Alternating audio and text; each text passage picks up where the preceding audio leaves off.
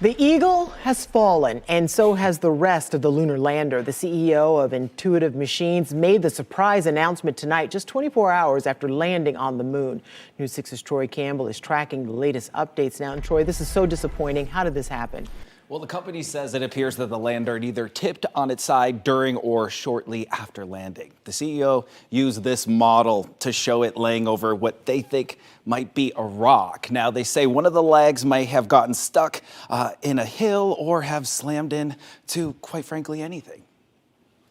If you're coming down at 6 miles an hour, is what we think, and moving 2 miles an hour, and you catch a foot, we might have fractured that landing gear and tipped over gently.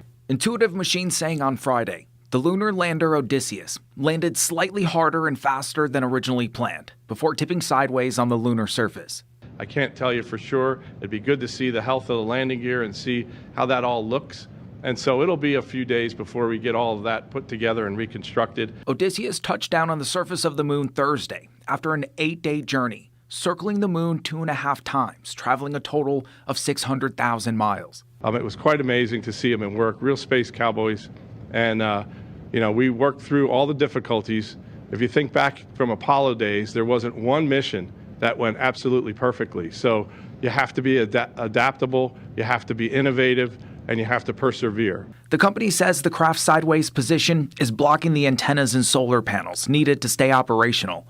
They expect Odysseus will officially lose power and go dark in about a week.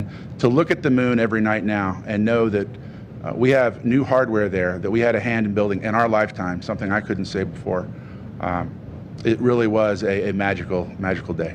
NASA says its onboard positioning software helped guide the lander to the lunar surface. Despite the many challenges with the mission, NASA says it was a success. To have a private company actually design a spacecraft, develop a mission, buy a rocket, and fly all the way to the moon and soft land on the surface of the moon.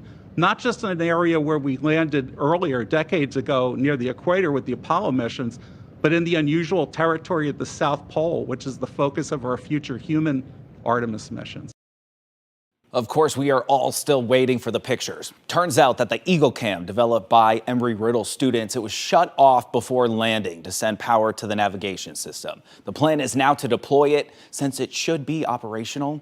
And as soon as we get those pictures, of course, we will let you know. So stay tuned. Matt Ginger. All right, Troy. A little bit of spin there going on in that But press it was all conference. going so well until it wasn't. Until it didn't land, and now it's tipped That's over, and we disappointing. have no video of the whole thing. It's so disappointing.